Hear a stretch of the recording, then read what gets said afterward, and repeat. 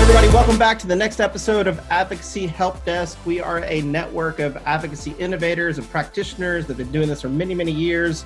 The show is a free show. The show really is focused on interviewing people in our advocacy space that are working with a lot of people that are finding new ways to advocate during COVID and the digital age. And the show really is focused around thinking about advocacy a little bit differently to help us all get a lot stronger at our storytelling, at moving the dial with policy to help our members, to help our associations, and to help our groups that we work with.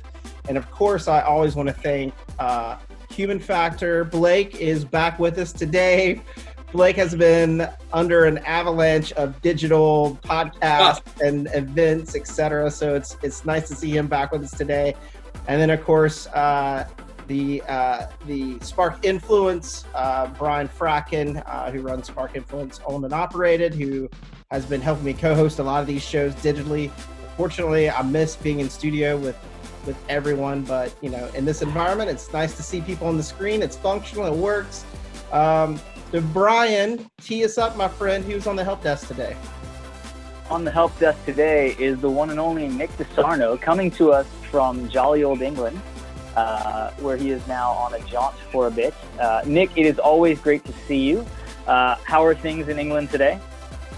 Extremely hot. It is, I think, going to be 96 degrees today here. I would say 34. And it is going to be pretty, and no one has air conditioning in England, so this is going to be fun. You see me sweating. Right. Not your question. That's right. We've digitally transferred a light to be shown directly on you so that we can question you like this is a detective agency. No, it's great to see you, Nick. Of course, coming to us from the Public Affairs Council. I always love to give folks a chance to tell us more about the Public Affairs Council and what they do. And then I'd love to dive into, obviously things are changing and you're an association as well of membership. And so we'll talk a little bit about sort of how things have changed in your world, and then we'll just go from there. So Nick, tell us a little bit more about the council, the work that you do, the people that you work with, and let's dive in. Awesome. Well, thank you so much for inviting me. I've worked with both of you guys for a while now, and I've been watching the show, and I think it's a great resource for folks who are looking to step up their game in advocacy. And that's a similar mission to what the council does. We're a membership organization of about 750 organizations, companies, associations, trade associations, professional associations, also nonprofits. And they're based around the world, and therefore it's for the public affairs professionals that work at those companies or associations. And so our job is to make them better at what they do, whether it's grassroots, whether it's public affairs or policy communications, whether it's lobbying, PACs. Kristen Brackemeyer, who has been on this show, my colleague, runs our political involvement and PAC practice, which is extremely active. Especially right now, what's going on with the elections, obviously. And then we also have an awesome office in Brussels. So we have a couple people over there. So if you're doing international public policy, if you're working at a global function, if your company has, offices, elsewhere outside of the U.S., we're also the association for them. So it's usually I think we have 12,000 public affairs professionals that are members of the council, who we reach about 25,000 folks. And so it's been really interesting because we've also, like you said, are an association, and we used to do very large live events. And so we're doing a lot more things like this now. That's great. I love it. Nick, I think you guys do great work both across the country and across the world. And you especially, I've known you for years. The various things that you get into and the expertise that you bring on the various topics is always great. I'd love to start with, the Public Affairs Council. Another great thing that they do is, of course, they provide research. And you guys do a great job of not only surveying the professionals themselves, but then surveying the industry and surveying the folks who are receiving the messages and everyone in between. And so one of the things that you came with lately and you guys have been promoting, I love it, is the difference and the changes that folks are seeing and what they not only see now, but what they expect. Can you dive in a little bit more about, what are the changes they're seeing now, and then what are they expecting let's say 6 months from now, a year from now? When do they think things might turn around or go back to quote normal? What are some of the things that you're seeing? Yeah. And, it's interesting. So when this first happened, one of the first things that we, decided to do back in March is we need to get some data on this from our own members. And so we surveyed, I think we got back 250 responses of senior executives in the public affairs function. So titles of like VP and above. And 60% said that they were going to see an increase in digital advocacy over traditional, relationship lobbying beyond the pandemic. So even once this was over, that this was going to continue to be a trend. We're seeing a lot of folks have, even if they're able to travel within their state or within their area, still have corporate bans on non-essential travel, and they see that existing through much of this year. And so, Please go on. In terms of the big question is how do you reach lawmakers? How do you create these relationships with folks if you were doing everything in person before? If you were going to go to that fundraiser, if you're going to go on that trip with them, you were going to invite them to have a site visit. And I think that's where folks are still grappling around is what are the best ways to do it? Yeah, we can have this legislative meeting. We can have this fundraiser via Zoom. What are additional ways that we can really build relationships with folks? Because this is not clearly going away for some time. And I think corporate America is a little bit risk adverse. And so I think they're going to wait till a vaccine before things become more normal where they're willing to say, okay, we're going to have 30 people, 40 people in a room. I do not see people, coming in for fly-ins in DC in the fall. Andy, you just had your super large events that typically is in person in California, and this was done completely virtually. How did that go off? I know that you got some feedback from them that said that this was one of the more successful events that they've had, the host basically. Mm-hmm. What kind of things did you see? Are you seeing that same kind of, we're not going to do anything in person until there's a vaccine, or, this is going to go digital and we're okay with it? Like, what are you seeing in that respect? It's interesting because I think a lot of people in corporate America that do travel like to travel. Especially like our sponsors. The hardest thing about managing associations and those live events for the sponsors, all the money that we get from sponsors, they want to be person to person. The hardest thing is convincing them there's value in a virtual space and there's a digital space, and figuring out how you highlight them and allow them to interact and engage. And we can bring Blake into this as well, because Blake's been doing some live events as well. But I think, so that's the hardest thing is, actually, virtually, you can give better value to attendees because there's no flight cost, there's no hotel, the flight's not going to get canceled, they're not going to get delayed on their leg, they're not going to get food poisoning by the bad chicken at lunch. The keynote speaker is going to show up. There's no delays. The agenda's not going to be shuffled out. They're not going to have a bad bed or loud people next to them during the night. So there's that. And then there's actually, your speakers can be better because they also don't have to travel. You don't have to request them to show up.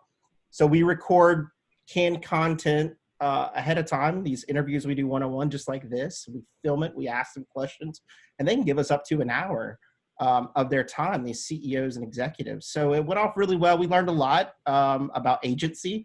And that's the big difference too around virtual events is if you're doing a traditional event, you're like, we're doing it here, here's the hotel, you book your flights, you book your hotel.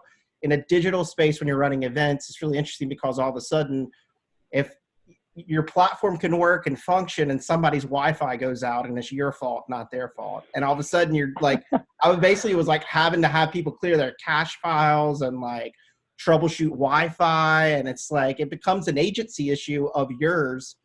And then you're questioning, is the platform actually down? Is it just them? There's a lot of digitally, I don't want to be mean about this, but there's just a lot of incompetent people around digital that they're just not comfortable with, and it bleeds into these things. So there's all these it's just a shift, but it can be very valuable to the attendees. The trouble is, there's no market for how I do a sponsorship package for someone now. In person, I know it. I have these digital ads. I have this. I package it. all of a sudden it's like, okay, like what are we going to charge a sponsor for this? And are they going to get leads off of this? And, but just like Nick was saying, corporations are cut back on all their budgets. They cut back on all their education. So we got to price our events at $99 and below. I can't really go higher than that and get people to come in. I'm doing like payment plans. I mean, if like you want to pay over 4 months, $25 a month, like any way I can get the money, we're doing that. And it's just different, but it can be good, but it can be, I don't know. It's just different. And yeah. A lot of work. Well, Blake, you've been doing a lot of this. You've been doing a lot of this, Blake, obviously with your events. What kind of stuff are you seeing that's working? And like, where should an organization start with this kind of thing? If they're looking to do events and they what are the 3 things that they need to be thinking about? This is now my personal thoughts. And Andy, I think you hit the nail on the head. My biggest, I'll go the other direction. The things that I've seen people do wrong, and Nicholas, I have a question for you too. But the thing I see wrong is trying to mirror the live event. Meaning at 10 a.m. we're going to have this guy speak, then at 11 this guy speaks, then we're going to have a DJ and then a clown and then a magician, and like it's so bad. And I think recording the events, and we've done a lot of different things where we put iPhones over the Zoom camera, and then they send all the files to us, and we get higher res, we make it look better. But record it and then use a platform like Remo or Appreciate, and then have the speaker come in and do a networking over and have the questions be asked there. The going live thing, like maybe you do 1 or 2 live things, but this day of live events, I've been on one. I had to be there at 8:45 in the morning. My talk wasn't until 10:30. I had to sit there on Zoom. Yeah. I mean, I didn't sit there, but I had my computer just going. Look, there's a reason why everybody's on Netflix and no one's on cable anymore. There's no one's watching live television at 10 o'clock at night to watch their favorite show. There's a reason why there's an on-demand, obsession. If we just look at where the marketplace is in real world terms, that's where we need to be, is in our on-demand content. It needs to be a 4-month. So we're sitting our content there for 4 months. So you sign up, watch it whenever you want. It'll be there for 4 months. And then have a networking event, and you can talk to that guy and ask him your questions. All right, so we all agree on that. I'm going to get to Nicholas in a sec. And Andy, I have a question for both of you guys. Your events, Andy, tend to be very continuing education. And in the shoe industry, there's stuff to touch. One of my big clients is the Convenience Store Association, and their show was canceled. It was something like 35,000 people. And from my perspective, at that conference, I like to go through the hall and eat as much junk food as possible and come back with 2 suitcases of Now and Laters, okay? And find new products. They have an entire section where it's all new products. Right. So there's that. And where I'm going with this, and I'll throw it to Nicholas, is you said I'm just curious, because you said you don't see it coming back where people are going to be in rooms. And I sort of agree with you. However, I've been talking to a lot of my clients, and their conferences are still being insured. And every single one of my clients, this is to you, Andy and Nicholas, have said, come next year, we don't have insurance anymore on these events. And I can't imagine what that NAC show costs to put on and what its revenue is. I mean, I literally can't even imagine. They build a city in Vegas. So what are your thoughts on, like right now, the insurance is still kicking in, but I'm looking down the road. If there's no vaccine and we're going to next October and there's no giant show, are we looking at layoffs or what do you guys think of this? Yeah. I mean, out there. Associations have been really hit hard by this, especially ones that have a large trade show. CES, the Consumer Electronics Show, is now going to be digital in January, right? So that was the first one that I was looking at to see what was going on there. And same thing. I mean, it's like 100,000 people, I think, coming to Vegas for that. So Vegas is not going to do very well. And a lot of destination cities, Miami, San Francisco, where they rely a lot on conference revenue, they're going to take a massive hit, especially in the hospitality industry. I think we're not going to see until there's a vaccine. And the interesting thing about that is we're going to have probably a system where you have to prove that you've been vaccinated to come to these events, that you're going to have a digital certificate that you're going to need to send before an organization will let you in on the floor and say, hey, can you send us your, okay, it's going to be a part of the registration process. because it's just too large of a risk to say, hey, let's get 30,000 people together from all over the world. I was looking at, I just pulled the record today. We have a smaller conference, 500 people, in January every year, the advocacy conference, and there was 30 people from outside the United States there. And the vast majority are from DC, New York, California. But even that, am I going to now ban international attendees, or are they going to, even be able to get into the country anyway? Would they want to even come to the United States? Because we're doing obviously the worst.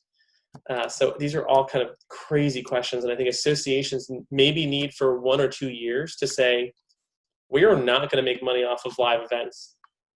How do we fill potentially millions and millions of dollars in revenue by doing other things? And it's going to take some really, and there's some things that they're not going to be able to do overnight, but there's some ways that they maybe can replace that revenue. I think that's right. And I think that bleeds into advocacy too, not just at our events, educational and trade shows. It's, having worked on Capitol Hill for forever and been crammed into a sardine can in the back of an office with 6 other people in a small space, staffers are very concerned. Members, obviously, we've seen some stuff come out, where members are now testing positive because some weren't wearing masks, and then others, it's just close quarters. Basically, if you think of Capitol Hill, it's a super spreader in itself.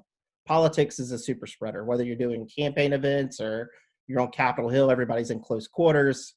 It's closed off. You can't really have Congress outside for security issues. So, you're not doing congressional picnics or anything like that to pass votes out on the front lawn. It's all indoors, and I think you might see Congress start having reservation systems to get into the buildings, definitely reservations to get into the offices. There won't be these drop-bys anymore where some person dropped by the office just to say, hey, or like to drop off their one-pager and there wasn't a scheduled meeting.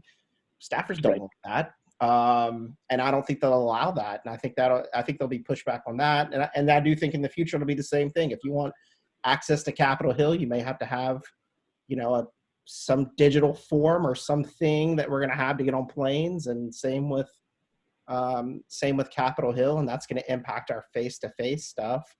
And I think what we're talking about to a certain extent when we talk about how we're changing advocacy and how we're changing associations in this era is, and I think people, if they would just get on board with this idea and just go with it, they would find a lot of success a lot faster than being drugged through this. But in essence, we all need to be media organizations. And Nick and I were talking a bit about that, about live streaming and what we're doing and how we're doing this, and should we do podcasts. And I just think ultimately our job now is basically news anchors and a media organization that keeps our members informed on a wide range of things and keeps them involved and activated. And it's harder. It's harder because you have to build content. You have to think about things. You have to interview people. So I feel like I'm constantly doing these Zoom interviews for an event now because I finished one event and I've already got another event. But also that gives me engagement with CEOs and executives in ways that I wouldn't have normally. I can engage with more people and they see more value in it. But I do think, and this kind of brings it back to advocacy a little bit, I don't know a better way right now to advocate with staffers and members than just text calls, Zoom calls. Face-to-face is not a real option if you want to be safe. Like Nick said, there's no fly-ins for the next year, I'd say. People don't want to get on a plane. They don't want to come in. Staffers don't want to have meetings with large groups. It's just, but I think someone's going to come up with some really great technology to hopefully change how we do, this digital advocacy with members and staff, I hope. And I even think in the real world, things are even changing. Like Zoom's gotten a lot better, and then other platforms have gotten a lot better. So we're seeing these advancements, but I just don't know. I think the winners in this environment for advocacy are the people who built relationships on the Hill and can text someone versus somebody who was just, going to the Hill and doing pavement and trying to do as many meetings as they could. And it was transactional versus relational. But I think the thing, Andy, that you hit the nail on the head too, is that some of the clients now, we do podcasts mostly, obviously, and a video here and there. I've had 2 clients now that have come back and are re-exploring flash briefings on Alexa, and they're getting actually they're vendors with those big trade shows. Some of those sponsors or vendors are asking them for it. They're like, we want to create a show. Think of something association, think up a show for us and we'll sponsor it. So I think that's pretty innovative. Yeah. No, I love that transition, Nick.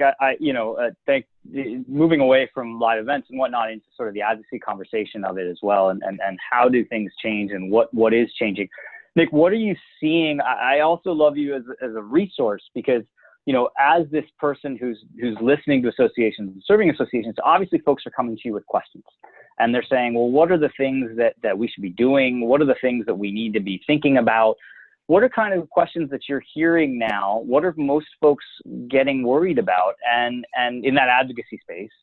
And what are the things that you're trying to sort of tell them to start with? Again, I love to come back to the 3 things, but like, what are some of the things you're telling them to look, here's what you need to be thinking about to be, getting your ducks in a row for effective advocacy? What are some of the questions you're hearing and what are some of the things you're saying?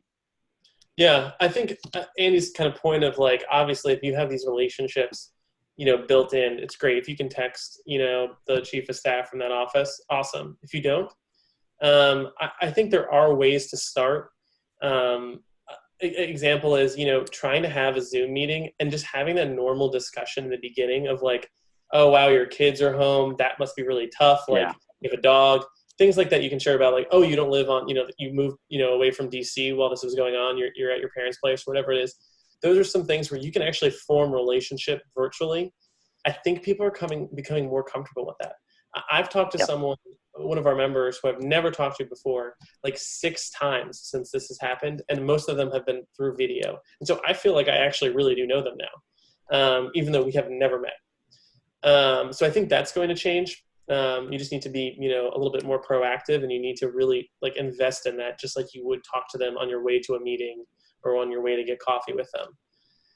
The second thing is, I think, kind of to Blake's point about the same thing around, you do not take your live event, just take that agenda and paste it onto your virtual thing, because that's not going to work. It's so bad.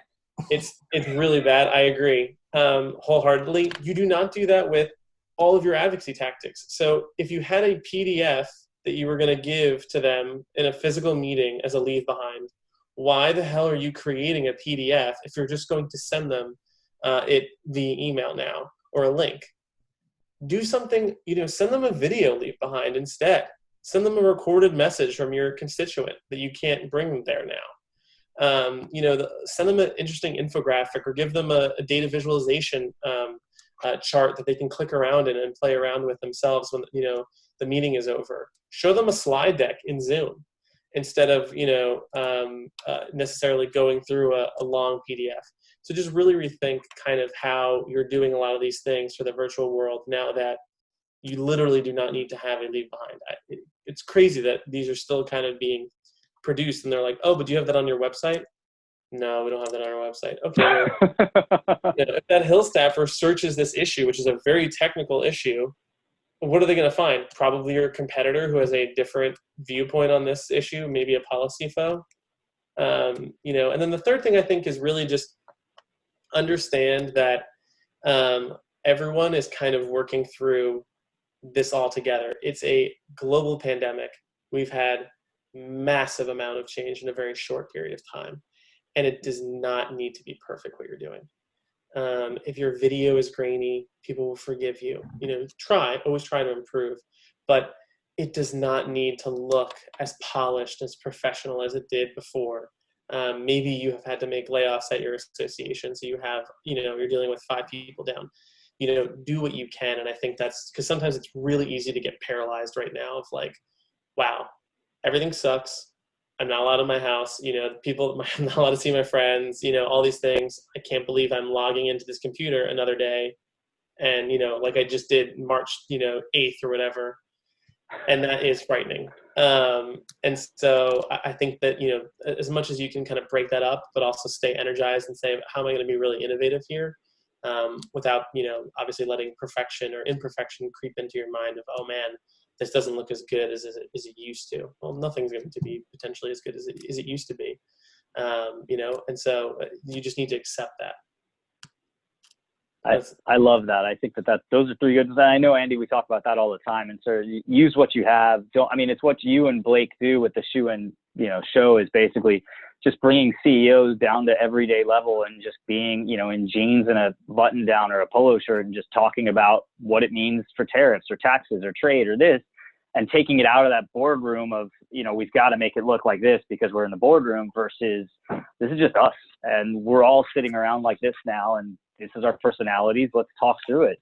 And I think that's been, I love those concepts always. It's just keep it simple, right? And don't be afraid of it.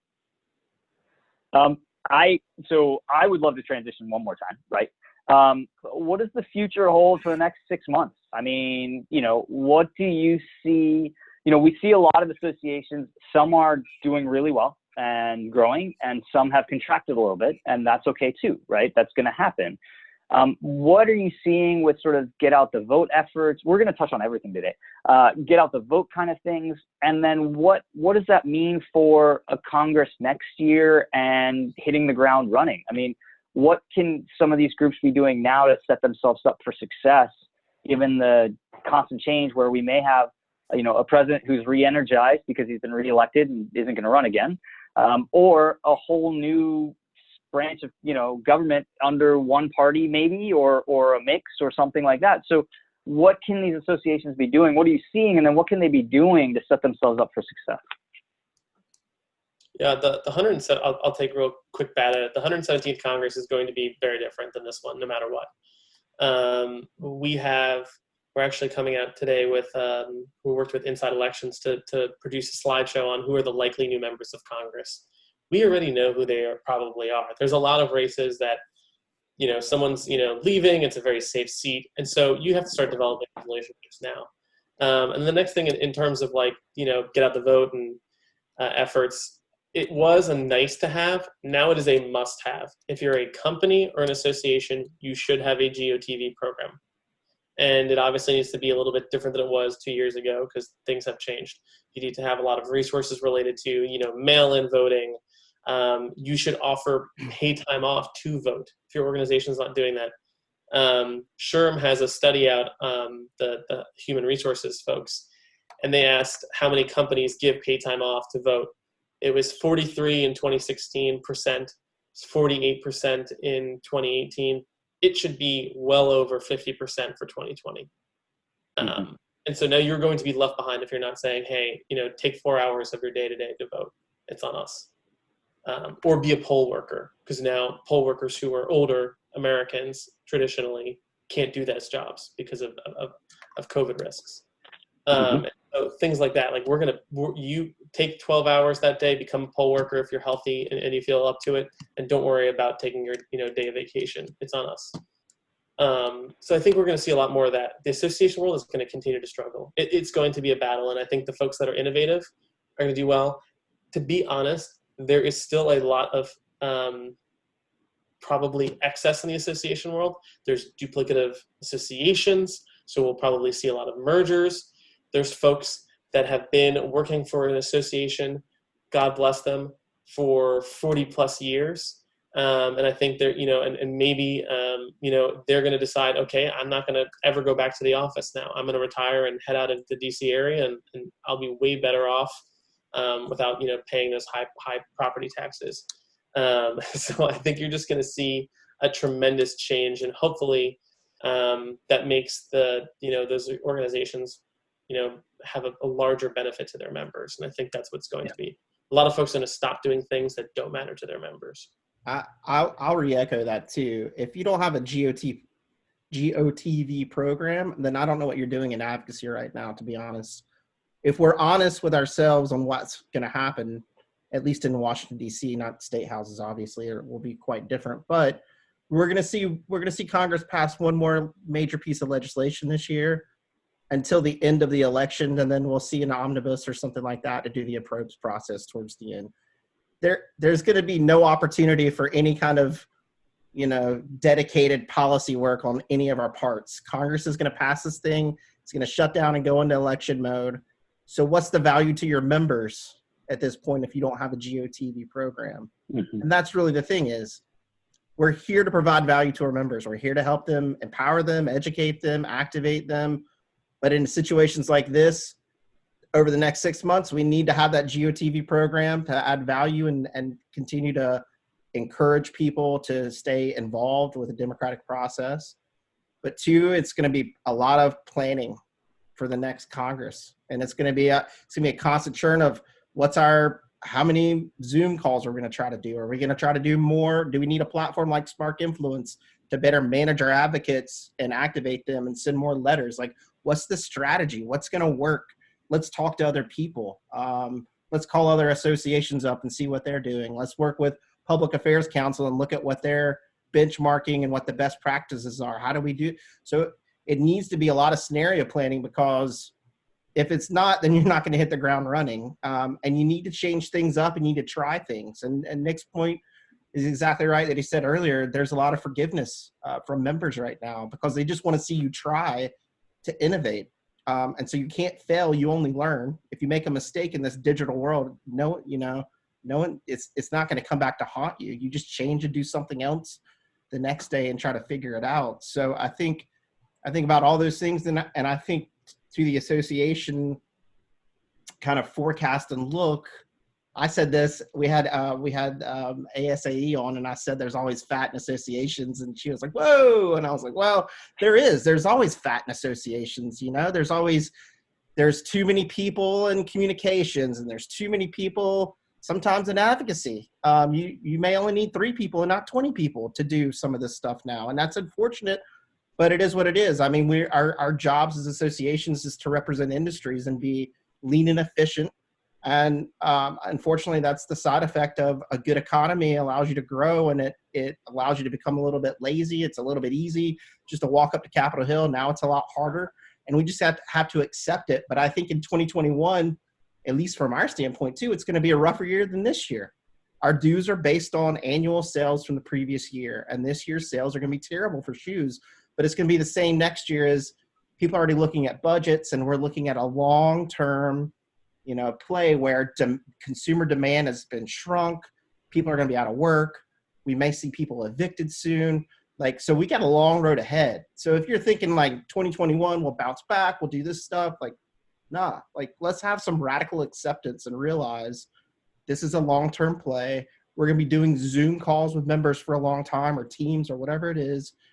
But there's ways that I think that you can be creative, just like Nick said, where you're recording a video message, or you're doing a podcast that you can take that content and drop it in, or you're engaging in different ways, and it's just trying all those different things. But next year's not going to be any prettier than this year.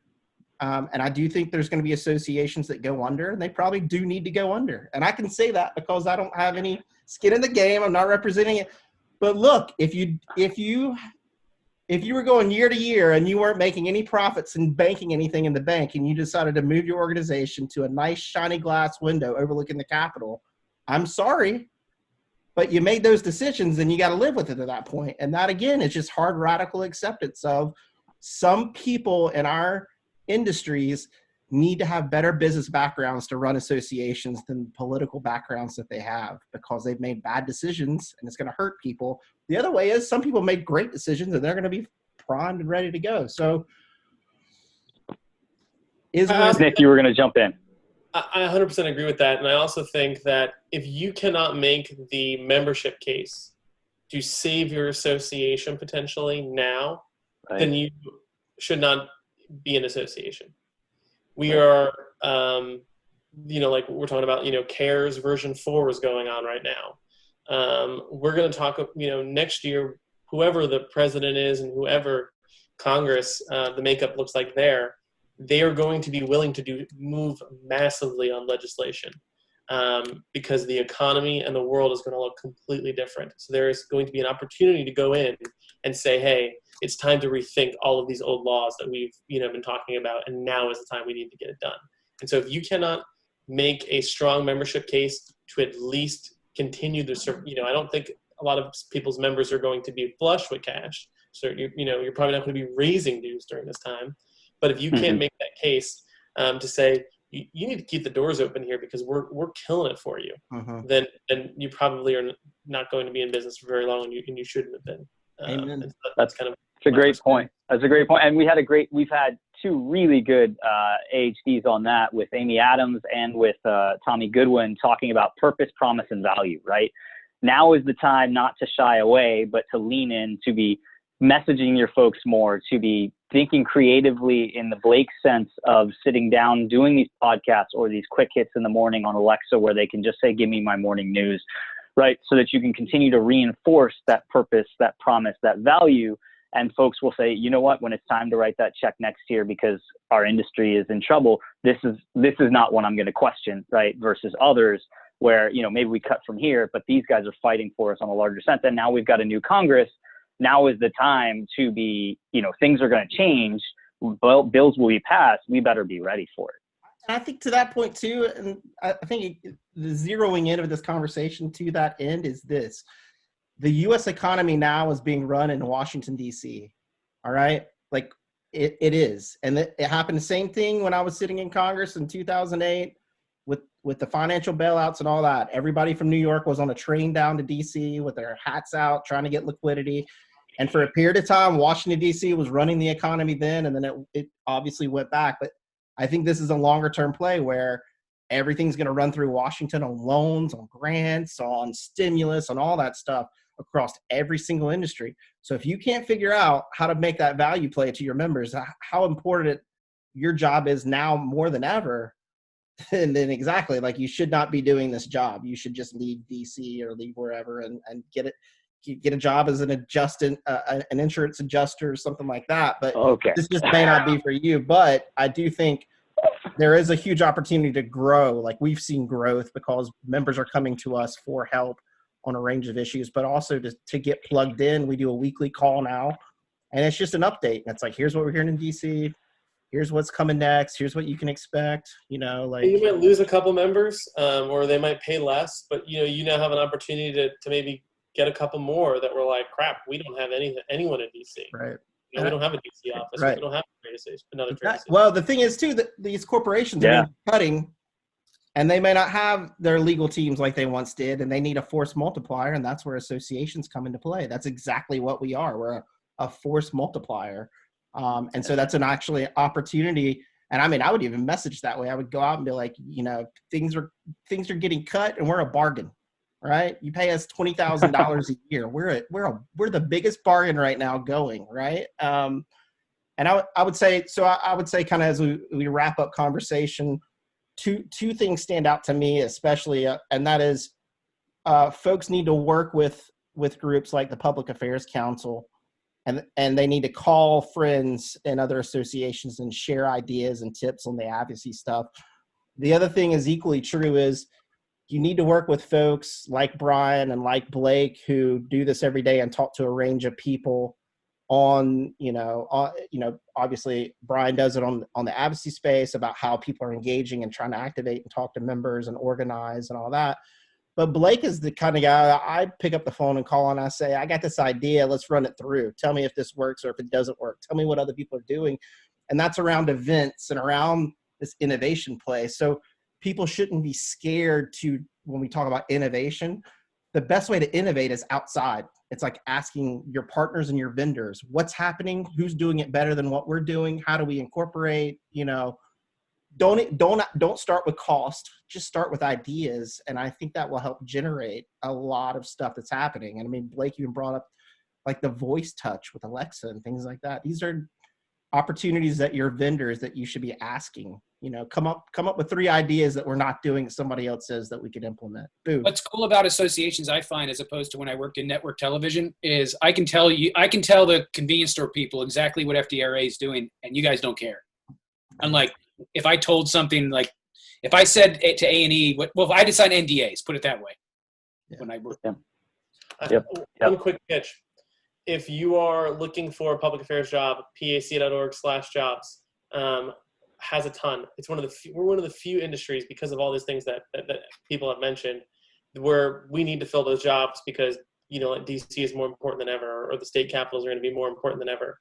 But if you're one of the folks in associations that potentially had to be let go, a lot of them have reached out to me, but please continue to do that, because we constantly get members or even non-members say, hey, I need a grassroots person here, or we need someone that can manage our PAC. Our PAC person just got promoted. No one else knows PACs. We need someone. So, feel free to reach out. What is that URL, Nick? PAC.org/jobs. PAC.org/jobs. It gets like 5,000 hits a week. And so it's amazing. Our most popular webpage after our homepage. It's okay. You guys provide a fantastic service. Look, I, again, have another page of notes. I love these shows. Your insight is fantastic, Nick, between just the event conversations, but then also just the simplicity of it all. We've talked about this before, the purpose, promise, and value, the Zoom calls of making them personal and getting that feel for folks over this is just as easy. Don't take the live event, as Blake said, and make it into what you're going to do now, or that PDF, and just hand it out without actually having more, but think about other ways and other creative ways that you can do things.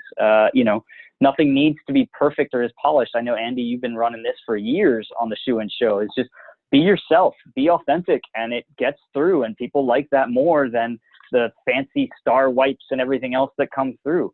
And then just on the idea of GOTV and value to your membership, put that resource out there. It doesn't take a lot to do. There are a lot of folks that can help you with it, but doing that for your membership provides that value that you may not give them elsewhere right now, but you can just move those resources here potentially and be out in front of it and be there for them, right? It's fantastic. So all these things, just a fantastic conversation today, Nick, and just all the various pieces that you put together. As Nick said, PAC.org/jobs, great place to go look, but PAC.org in general, fantastic resource for anyone in the public affairs industry, just trying to understand what folks are doing, and the community boards and everything else. I know I always find very helpful. So thanks again, Nick. Andy, why don't you take us out? Yeah, thanks again, Nick. And we'll have you back on maybe in the fall, and we'll figure out maybe we'll do a congressional preview for folks and some ideas. Because I do think, every single week I find a new idea, or I try a new thing or something. So I think by fall, as we go through this advocacy thing, we'll see what's winning and what's losing. We'll see who's doing really well, and we'll all steal from those people, which is awesome. And then we'll figure out what's not working, and we'll just ditch it. And not try to go down that route. So we're going to hit a lot of dead ends, but the truth is we got to still keep driving and keep finding our paths and keep moving forward. So we'll definitely, Nick, we'll have you back, and hopefully one day we'll all be in the same room together. Yeah. With our COVID tests that clear us to do so. Blake, it was good to have you back today as well. Killing it with the podcast, and we're running him to death as well, and a lot of other things as well. But appreciate that. And of course, Brian, as always, being thoughtful and making sure that we're staying on top of organizing our advocates right now. And I think that's the real thing is, going back just to 101, and it's like organizing your database right now. And it's making sure that you got it all updated and you're primed, and over the next 6 months to the next Congress, when things are going to start passing, just like Nick said, you got to be ready to run. And you can only do that if you start to prep and you have a really good database like what we have with Spark Influence. Folks, thank you for listening to the show. Pass the show around to other colleagues. Just like we said, this show is all about tips, best practices, insights to make you stronger, make you better. It's a free service. And we want to help as many people out there as we possibly can. And we thank Nick and the Public Affairs Council for the good work that they're doing and continue to do. And we'll have them back on to talk about some more of those tips and best practices. You can see the whole library for Advocacy Help Desk on advocacyhelpdesk.com. We're on podcast, so whether you're watching on YouTube, hello. So obviously watch our YouTube channel if you like to watch video, or if you're super busy with trying to organize those advocates and figure out your strategy, you can listen to us on any podcast from Spotify to iTunes. You can hear our lovely voices in the background, just like elevator music, just like my wife has every single day. But with that, again, thank you for listening. Pass this around. If you have ideas or tips for shows or guests, let us know. Drop us a line at helpdesk.com. And with that, please be safe, please be healthy, and please keep advocating. We're out.